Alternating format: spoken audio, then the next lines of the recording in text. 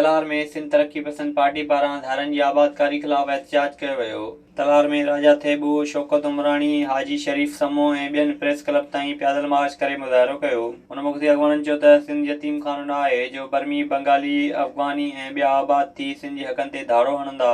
उन्हनि चयो त धारनि खे आबाद करण लाइ कंहिं सुञाणप कार्ड जारी कया पिया वञनि जंहिंखे कंहिं बि सूरत क़बूल न कयो वेंदो।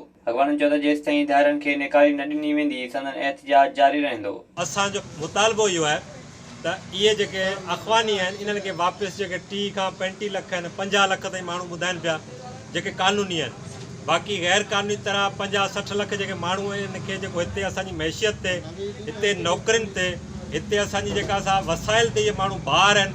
हाणे जॾहिं अमन थी चुको आहे अफ़गानिस्तान में त असांजो मुतालबो इहो आहे त इन्हनि खे वापसि पंहिंजे मोकिलियो वञे। विज़िट कयो अवामी आवाज़ मीडिया ग्रुप जी वेबसाइट awamiawaz.pk